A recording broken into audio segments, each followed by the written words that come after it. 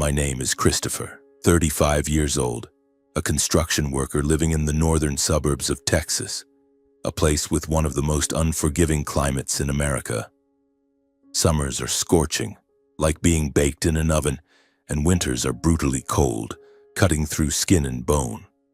Every day I wake up before the sun rises, pull on my worn-out boots, put on my hard hat, and drag myself to the construction site. The sound of hammers pounding, the roar of drills, the smell of concrete dust, that's my world, harsh and exhausting. But deep inside, I carry a small corner of myself that no one in my family bothers to notice. My love for painting. I grew up in a small house with peeling wooden walls in a tiny town where everyone knew each other. My family wasn't rich. My dad was a plumber, and my mom stayed home to take care of my two siblings and me.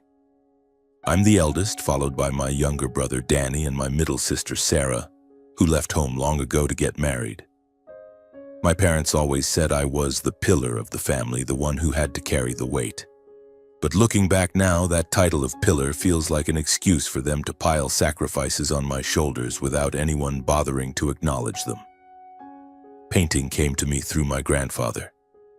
He was an amateur painter who never sold a single piece, but every stroke of his brush seemed to hold his entire soul. I remember afternoons sitting by his side, watching him mix colors, listening to him talk about dreams he never got to fulfill. "You have the hands of an artist, Chris," he once said, placing a paintbrush in my hand. I was 10 years old then, and I believed I could paint the whole world. But that dream quickly faded. My grandfather passed away when I was 15. My mom cried until she had no tears left. My dad grew silent, and I quietly tucked the paintbox into a corner of the closet. Things started getting tough at home. My dad lost his job for a while, and my mom had to take on extra work at a laundromat. I saw the look in their eyes whenever they stared at bills, heard the way they argued over money. I knew what I had to do. At 16, I dropped out of school and got a job as a laborer on a construction site. The meager wages I earned, I gave entirely to my mom, keeping only a few coins for bread. "You're doing great, Chris," she said, but her eyes never lingered on me for long. She was always busy worrying about Danny. Danny was the pride of the family. He was smart, excelled in school, and was constantly praised by his teachers. My parents believed he would go to college, that he would change the family's fortunes. I believed it too. Every month I sent half my wages home to pay for Danny's extra classes, his books, his exam preparations. I never asked my parents how they used the money. All I knew was that every time I came home, Danny had new clothes, shiny shoes, while I was still wearing the same tattered t-shirt with a torn shoulder from 2 years ago. I don't resent them. Not really. I just feel tired. Some nights, lying on an old mattress in the rented room near the construction site, I stare at the ceiling and imagine myself holding a paintbrush. I paint in my mind. Golden wheat fields, winding paths leading into forests, or the face of someone I've never met. Those paintings never become real. I don't have the time, the money, or even the courage to start again. But deep down, I know that without painting, I wouldn't be me anymore. Every time I visit home, the distance between me and my family grows wider. My parents ask a few half-hearted questions. "Is work going okay? Has your pay gone up?" I answer vaguely because I know they don't really care. They only want to hear about Danny, his grades, his plans for college, his bright future. I sit there in the house I sacrificed my youth to keep standing, feeling like a stranger. Once I secretly took out my grandfather's old paint box and tried sketching a few lines on a scrap of paper. My mom caught me and frowned. "You're grown up, Chris. Stop daydreaming. Focus on making a living." I gave an awkward smile and put the paint box away. But inside it felt like someone was strangling me. I wanted to scream that I have dreams too, that I want to live for myself too. But I didn't. I just lowered my head, as I always do, and walked out of the house. That Christmas, I came home with a small bag of gifts, a cheap bottle of whiskey for Dad, a wool scarf for Mom, and an old book for Danny. I had saved up for a whole month to buy them, every penny earned from the construction site soaked in sweat.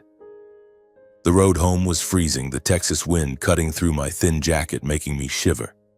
But I still felt a warmth inside because I thought Christmas was a time for family to come together. Naively, I believed that. The little house was aglow with lights. Mom had set up a tiny Christmas tree in the corner of the room, decorated with sparkling ornaments that Sarah and I had made as kids. Dad was sitting in his armchair, telling Danny some story, both of them laughing heartily. Danny was now a sophomore at a prestigious university a few hours' drive from home. He was still the pride of the family, always mentioned by Mom and Dad with sparkling eyes. I walked in, set the bag of gifts down, and Mom gave me a quick hug. "Come eat, Chris, the food's getting cold," she said, then turned to call Danny. "Come here, sweetheart, try this cake I made." Dinner passed with laughter, but I didn't say much. I sat there listening as Mom and Dad asked Danny about school, about the projects he was working on at university. Danny spoke excitedly about a recent seminar he'd attended, about his dream of becoming an engineer. "He's going to make something of himself, Chris," Dad said, looking at me as if expecting me to nod in agreement. I nodded, but my heart felt heavy. I wondered if Mom and Dad ever spoke about me with that same pride. Or was I just the construction worker, the one who sent money home so Danny could live his dreams? After dinner, we opened gifts. Danny gave Mom and Dad each a small item, probably bought with money from his part-time job. I handed out my gifts and Mom smiled, thanking me cursorily. Then it was Dad's turn. He stood up, his face beaming, clapping his hands to get everyone's attention. "Come outside, I've got a surprise," he said. He led us through the back door to the garage. The cold wind stung my face, but I didn't notice. All I saw was Dad pulling a tarp off a shiny red car, gleaming under the garage light. "It's for you, Danny," he said, patting my brother on the shoulder. "So you can get around easier at school." The whole family erupted in excitement. Danny jumped up and down, ran to hug Dad, then Mom, before leaping into the driver's seat and honking the horn loudly. Mom laughed until tears streamed down her face, and Dad nodded with pride. I stood there smiling, but my smile felt frozen. A car. I knew Mom and Dad had saved up all year to buy it. I knew because I had been sending money home month after month to help the family. But no one mentioned that. No one looked at me. Then Dad turned to me and handed me a small package wrapped in old newspaper. "This is for you, Chris," he said, his voice soft. I opened it slowly. Inside was a painting in a worn wooden frame, its colors faded with time. I recognized it immediately. It was one of Grandpa's, a field of wildflowers under a sunset sky. "It was your grandpa's," Dad said. "He treasured it. I thought you'd like it." I looked at the painting, then at Dad. He smiled, but his eyes darted away. I knew he was lying. That painting meant nothing to him. It was just something he pulled out to cover up the truth, that I was never treated fairly. A car for Danny, an old painting for me. My heart ached, as if someone were squeezing it. I wanted to scream, to ask why they treated me this way. Why were the years I sacrificed, the dreams I buried, not worth a single glance from them? But I just nodded and said, "Thanks, Dad." That night I couldn't sleep. I sat in the living room looking at Grandpa's painting under the dim light. His brushstrokes were still vivid, as if telling a story I couldn't fully understand. I thought about the months I'd hunched over at the construction site, about the money I sent home so Danny could sit in that shiny red car. I thought about Danny, about the way Mom and Dad looked at him with eyes they'd never turned on me. My heart hurt, but mixed with that pain was a small, smoldering flame. I knew I couldn't keep living like this forever. The next morning I left early, taking the painting with me. I didn't say anything to Mom or Dad, didn't say goodbye to Danny. I just wanted to get out of that place, away from the feeling of being abandoned in my own family. On the bus back to my rented room, I held the painting heavy in my arms. I didn't know where it would lead me, but I felt somewhere Grandpa was watching me. And I told myself that even if just once, I would do something for myself. Back in my cramped rented room, I placed Grandpa's painting on the table next to an old flickering desk lamp. The weak yellow light shone on the wildflower field in the painting. making the faded brushstrokes seem to come alive. I stared at it, my heart a tangle of emotions. This painting was all I had from my family, but it was also a reminder of the unfairness I'd endured. I wanted to throw it away, but my hands wouldn't move. Something in Grandpa's brushstrokes held me back, refusing to let me turn away. That night, I couldn't sleep. I pulled out my phone and scrolled through social media, something I rarely touched. An amateur art forum popped up in my recommendations. I don't know what I was thinking. My fingers just moved on their own, snapping a photo of the painting and posting it. "My grandpa's painting," I wrote, keeping it brief. Not sure if it's worth anything, just wanted to share. Then I tossed the phone aside, expecting nothing. Who would care about an old painting anyway? The next morning, I woke up to my phone buzzing nonstop, dozens of notifications from the forum. I rubbed my eyes, thinking I'd misread something. My post had over 100 likes and dozens of comments.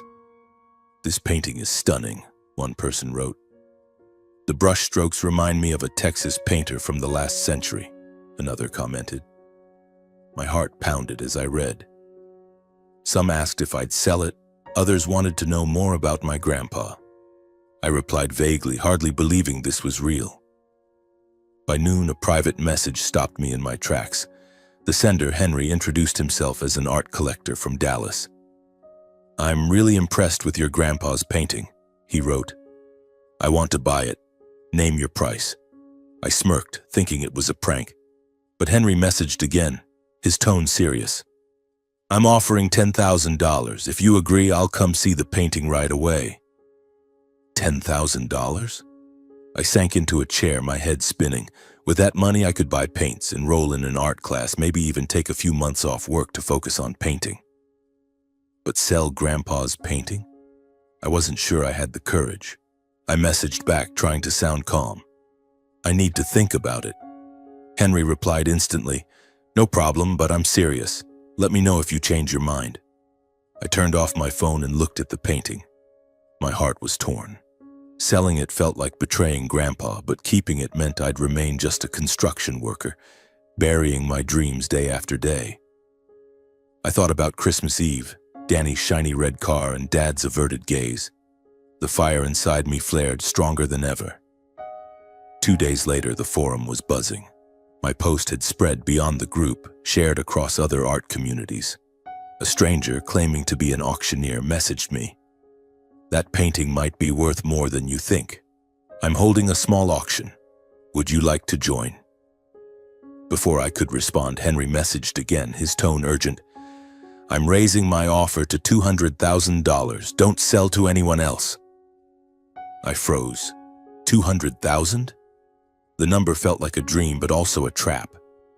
I started to doubt. Was this real or just a scam? I decided to meet Henry. I sent him the address of a coffee shop near the construction site and arranged to meet the next afternoon. That night, I held the painting and whispered to Grandpa in my mind, "What should I do?" I remembered the afternoons he taught me to paint, the look in his eyes when he spoke about art. But I also remembered the years I'd sacrificed, the dreams I'd suppressed. I knew if I didn't act, I'd be trapped forever.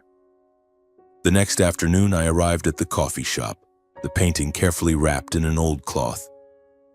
Henry was already there, a middle-aged man in a simple but elegant suit exuding quiet wealth.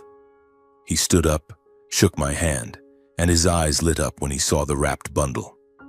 "May I see it?" he asked. I unwrapped the cloth and placed the painting on the table. Henry studied it, silent for a long moment. Then he looked up, his voice firm. "I'm offering $500,000 cash. If you agree, I'll bring the money tonight." I nearly dropped my coffee. $500,000? I stared at Henry, searching for any sign of a joke, but he was deadly serious. "Why?" I asked, my voice trembling. "It's just my grandpa's painting." Henry smiled and said, "It's not just a painting. It's a legacy. Very few artists today could create something like this. I genuinely want to buy it." His words left me speechless. My mind went blank. Only the sound of my pounding heart remained. I nodded as if someone else were controlling me. "Okay, tonight," I said. That evening, I sat in my rented room, the painting still on the table, bathed in the yellow glow of the lamp like a farewell. I couldn't believe this was happening. $500,000. The number was so immense it scared me, as if it might vanish, like a dream dissolving when I opened my eyes. I checked my phone constantly, waiting for a message from Henry. Every sound outside the door made me jump, thinking it was him arriving, or worse, someone coming to snatch this opportunity away. At exactly 8 p.m., there was a knock. I opened the door, my heart pounding. Henry stood there alone, carrying a sleek black suitcase. "I keep my word," he said, stepping inside. He opened the suitcase, revealing neatly stacked bundles of cash, the crisp smell of new bills filling the air. I'd never seen so much money. "Count it if you want," Henry said, his tone gentle, as if he knew I was overwhelmed. I shook my head, not daring to touch it. "I trust you," I said, though I wasn't even sure I believed it myself. Henry picked up the painting, looking at it one last time. "Are you sure?" he asked. I nodded, though my heart ached like it was being torn apart. I saw Grandpa in every brushstroke, the afternoons he taught me to paint. But I also saw my future for the first time as clear as daylight. I handed the painting to him. Henry nodded, closed the suitcase, and left it on the table. "Good luck, Christopher," he said, then walked out. The door shut, and the room fell silent. It was just me and the suitcase of money. That night I didn't sleep. I opened the suitcase, touching each stack of bills to convince myself it was real. I thought about what I could do. Buy paints, enroll in a course, rent a small studio to paint. I thought about days without hunching over at the construction site, about the paintings I would create. My heart felt light, but also heavy. I had sold a piece of Grandpa, a piece of myself, but I told myself he would understand. He would want me to live, truly live. The next morning, I went to the bank and deposited the money. The bank teller stared at me like I was an alien when I handed over the suitcase. "Did you win the lottery?" she joked. I just smiled, not answering. With that money, I began to change my life. I cut back my hours at the construction site, keeping just enough shifts to get by. I enrolled in an evening painting class at a local art center where people like me, late-blooming dreamers, gathered. The first time I held a paintbrush after all those years, my hand trembled, but it felt like coming home. I also stopped sending money to my parents. For the first time in my life, I kept it for myself. I didn't call home, didn't text. I wanted them to manage on their own, the way I had for years. But I didn't expect that decision to plant a bomb, waiting to explode. A month later, Mom called. Her voice was urgent, tinged with anger. "Chris, why aren't you sending money anymore? Danny needs tuition and your dad's back is acting up. He can't work much." I took a deep breath, keeping my voice steady. "Mom, I have my own life too. I can't keep carrying the whole family." There was silence, then she spoke, her voice cold. "Since when did you get so selfish, Chris?" I hung up, my hand shaking. Her words cut like a knife, but I didn't regret it, not anymore. I started painting every day, every night. My paintings were full of color, full of pain and hope. I painted Grandpa's fields, paths I'd never walked, and myself, a construction worker reclaiming his dreams. The art class connected me with new people, people who didn't know my past but saw me as a painter, not a failure. For the first time in 35 years, I felt like I was living. But I knew my family wouldn't let it go. I could sense a storm coming, though I didn't yet know how it would hit. Each night I looked at the empty suitcase that once held $500,000 and asked myself, did I do the right thing? Would Grandpa forgive me? And if my family turned their backs, would I have the strength to keep going alone? 2 months had passed since I enrolled in the painting class, and my rented room had become a small art studio. The walls were covered with my paintings, wildflower fields, misty trails, the face of someone I'd never met. The soft yellow light of the lamp illuminated each brushstroke, reminding me that I was alive, truly alive. The evening painting class at the local art center had given me a new community, people who saw me as an artist, not the hunched-over construction worker. The $500,000 from Grandpa's painting had opened that door, but every night as I lay on my old mattress, I still heard echoes from the past. Then one afternoon, everything exploded. I was mixing paints in my room when I heard urgent knocking at the door. I opened it and froze. There stood Mom, Dad, and Danny unannounced. Mom wore an old sweater, her eyes red and puffy. Dad was grim, hands stuffed in his pockets. Danny stood with his arms crossed, his face hard. No one smiled. No one greeted me like a son or brother. "We need to talk, Chris," Dad said, his voice low but sharp. I nodded, though my heart pounded. I invited them in, gesturing to a few old chairs around the dining table. The small room suddenly felt suffocating, the air heavy like before a storm. Mom sat down, her eyes scanning the paintings on the walls, but she said nothing. Danny was different. He stepped forward, pointing at an unfinished painting, a field resembling Grandpa's. "Where'd you learn to paint like this?" he asked, his tone mocking. "From the family's money?" I took a deep breath, trying to stay calm. "Tell me," I said, looking at Dad. "Why are you all here?" Dad cleared his throat, his gaze fixed on me. "We know about Grandpa's painting," he said. "You sold it, didn't you? Sold it for $700,000 at an auction." I was stunned. $700,000? I'd sold the painting to Henry for $500,000, and he'd promised to keep it confidential. How did they know? And where did the $700,000 figure come from? Danny stepped closer, glaring at me. "Don't play dumb, Chris. I saw it online. A friend at school told me about the auction. Grandpa's painting went for $700,000. You think you could hide it?" I shook my head, my mind reeling. Maybe rumors from the art forum had spread, inflated into a false number. But I didn't have time to explain because Mom spoke, her voice trembling. "Chris, how could you? That painting belonged to the whole family. You took the money, abandoned your parents, abandoned your brother. How could you be so selfish?" Her words cut like a knife, but I didn't let them shake me. I stood tall, facing all three of them. "I didn't hide anything," I said, my voice firm. "I sold the painting for $500,000, not $700,000. And I kept the money because you gave the painting to me, Dad. It was mine." Their jaws dropped. Mom covered her mouth, Dad's eyes widened, and Danny let out a scornful laugh. $500,000? He shouted. "You took $500,000 and didn't share a cent with the family? What kind of person are you, Chris?" I clenched my fists, nails digging into my palms. "What kind of person?" I shot back, my voice hoarse. "The kind who dropped out of school at 16 to work construction and send money home? The kind who sacrificed his dreams so his little brother could go to college so his parents didn't have to worry about rent? Have you ever asked what I wanted? Have you ever treated me like a real son?"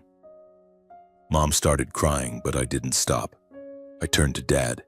"On Christmas Eve, you gave Danny a car. What did I get? An old painting you called precious. Did you think I was too stupid to see the unfairness?" Dad shot up, his face flushed. "How dare you talk to me like that?" he roared. "I raised you, fed you, put you through school. You're the eldest. It's your job to take care of your brother." I laughed, but it was a bitter laugh. "I've taken care of enough," I said. "Now I want to live for myself. That money is mine, and I'm not sharing it with anyone." The room was tense, like a taut string ready to snap. Danny pointed at me, shouting, "You'll regret this, Chris. You can't turn your back on family like this." Mom grabbed Dad's arm, pulling him back. "Let's go," she said, her voice weary. Dad gave me one last glare, and the three of them left. The door slammed shut, leaving me in the silent room. I stood there, my heart pounding, but not from fear.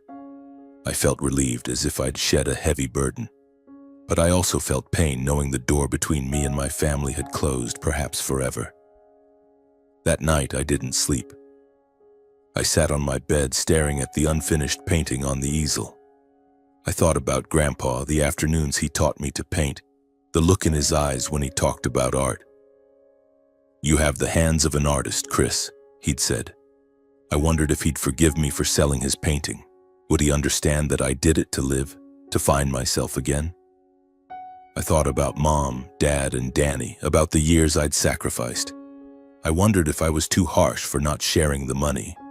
They raised me, but they also trampled me, made me feel worthless. I tossed and turned, my mind in turmoil. At times I wanted to call Mom to say I'd share the money just to ease the ache in my heart.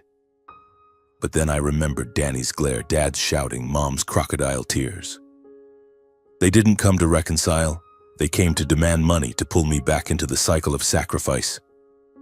I clenched my fists, telling myself, I'm not wrong.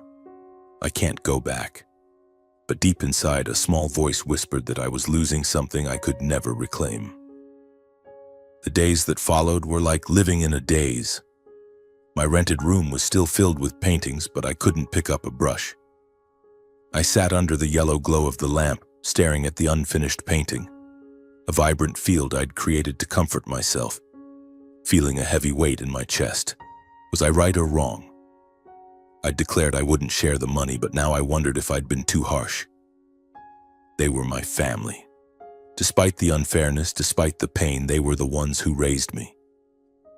I remembered mornings when Mom made cornbread, the smell of coffee Dad brewed, Danny's laughter when we were kids, kicking a soccer ball in the yard. Those memories were like knives, piercing my resolve. I thought maybe I should share the money. Not because they deserved it, but so I could sleep at night. Not the full $500,000, but enough for them to get by. Enough to keep me from being labeled selfish. I was afraid that if I did nothing, I'd become someone I didn't want to be. A man who turned his back on his blood out of resentment. I wrestled with myself for a week.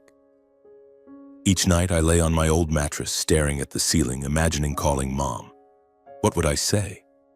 Mom, I'll share the money, but this is the last time? Or would I apologize even though I'd done nothing wrong? I thought about Grandpa, wondering what he would do. He loved family, but he also taught me to value myself. Would he want me to bow my head again? By the 7th day, I made a decision. I would call Mom and offer to share $200,000, enough for Danny's tuition, for Mom and Dad to pay off debts, but not enough for them to think I was weak. But then suddenly there was a knock at the door and a white envelope was slipped through the slot. I picked it up, my hands trembling. A court stamp. I opened it and read, unable to believe my eyes. A summons. My parents and Danny were suing me, accusing me of stealing family property, Grandpa's painting, and refusing to share the proceeds. They demanded $500,000 plus legal fees. I sank into a chair, the envelope falling to the floor. My heart shattered. They didn't wait for me. They didn't want to talk. They dragged me to court as if I were a thief, not their son, not their brother. I thought about my decision to share the money, the foolish hope that we could reconcile. Now there was nothing left. I didn't cry, but my eyes stung. I felt a new fire, not anger, but determination. This time I wouldn't back down. I would fight, not for the money, but for myself, for the years I let them trample me. I called Jack, my boss at the construction site. He'd always liked me, calling me kid, despite my 35 years. Jack, I need help, I said, my voice shaking. My family's suing me. I need a lawyer. He was silent for a moment, then chuckled softly. Kid, I know you're not the troublemaking type. I'll find someone. He kept his word. That afternoon, he sent me the number of Elena Martinez, a lawyer he described as tough as steel, sharp as a knife. I met Elena at her office, a small but tidy room downtown. She was short, with dark hair tied back, her eyes sharp as if she could see through everything. I told her everything, about the painting, my family, the years of sacrifice, Christmas Eve, the confrontation the previous week. She listened without interrupting, then said, Christopher, this isn't just a lawsuit about money. It's about justice. Are you ready to fight? I took a deep breath, feeling like I was standing up for myself for the first time. Ready? I said. Elena moved quickly. She asked me to bring every document, bank transfers I'd sent home, work contracts, Screenshots of the painting's forum post. "Your family will play the emotional card," she warned. "They'll call you ungrateful, selfish. You have to be strong." I nodded, but my heart wasn't sure. How could I be strong facing my parents, Danny, in a cold courtroom? I tried to focus on my painting class, but each night I dreamed of the courtroom, of Mom's eyes looking at me like I was a traitor. The court date arrived faster than I expected. The courtroom was cold, smelling of old wood, the whispers around me suffocating. I sat next to Elena, trying to keep my hands from shaking. Mom, Dad, and Danny sat across the aisle. Mom wore her old sweater, her eyes red, but she didn't look at me. Dad was grim, hands clasped tightly. Danny glared at me, his eyes full of resentment. I wanted to run, but Elena put a hand on my shoulder. "Breathe," she whispered. "Today is your day." The trial began. My parents' lawyer, Mr. Harris, a middle-aged man with a smooth voice, stood up. He called me selfish, said I'd stolen the family's legacy for profit. He talked about how my parents raised me, their struggles, as if I'd never sent a dime home. Mom cried, Danny bowed his head, and I saw some people in the room look at me with suspicion. My heart tightened, but Elena whispered, "Don't let them sway you." Then it was Elena's turn. She stood, her voice calm but cutting. "Christopher didn't steal," she said, presenting every bank transfer I'd sent home over 10 years. "He dropped out of school at 16, worked construction to support his family, sending thousands of dollars home. The painting was legally given to him by his father." She showed my forum post, proving I'd acted transparently. She called me to the witness stand. Standing before the court, I felt the world watching me. I spoke, my voice trembling but truthful, about the construction site, my dream of painting Christmas Eve when I got the painting while Danny got a car. I talked about the unfairness, how I'd fulfilled my duties but received only indifference in return. "I didn't want to sue my family," I said, my eyes stinging, "but I can't let them take what I've fought for." Elena ended with a question for my parents. "If the painting was so valuable, why did you give it to Christopher while his brother got a car?" The courtroom fell silent. My parents didn't answer. Danny bowed his head for the first time, not glaring at me. The trial lasted 3 days, tense as a taut string. Each day I left the courtroom feeling drained. Elena stayed by my side, reminding me we were winning. "They have no evidence," she said, "just emotions." But emotions were dangerous. I saw Mom's eyes, heard her sobs, and wondered if I was destroying something irreparable. The judge delivered the verdict on the 4th day. I won. The painting was mine, the money too. My parents and Danny had to pay legal fees. As we left the courtroom, I saw Mom crying, Dad holding her, Danny glaring at me one last time before turning away. I wanted to run to them to say something, but I couldn't. They'd chosen this path, and so had I. I returned to my rented room and sat under the yellow lamp. I wasn't happy despite winning.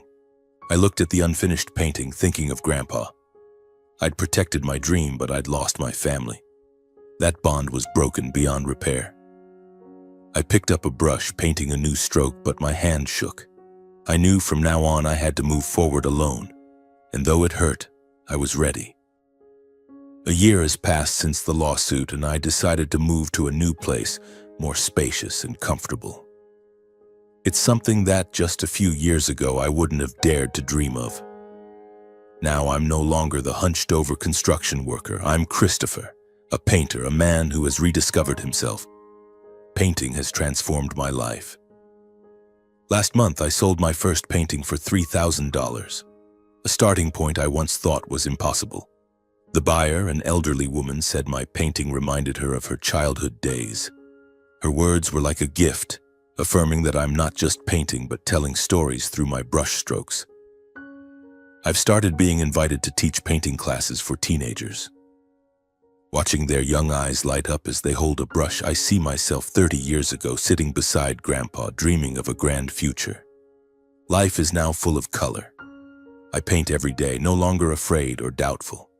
I laugh more, connect with people who love art, people who see me as an artist, not a failure. But every night when the soft yellow light bathes my apartment, I still think of my family. The lawsuit closed that door forever. I don't regret my choice, but my heart still aches when I think of Mom, Dad, and Danny. I chose my path, and so did they. I've learned that fairness isn't something others grant you. It begins with self-respect, with loving yourself enough to stand up. I sacrificed for too long, forgetting that I too deserved my dreams. This journey hasn't been easy, from the dusty construction site to the cold courtroom, but it taught me that no matter how hard it gets, I can overcome as long as I don't give up on myself. I look at the painting on my easel, seeing Grandpa in every brushstroke. I did it, I whisper. I know he's smiling somewhere, and for the first time I smile at myself.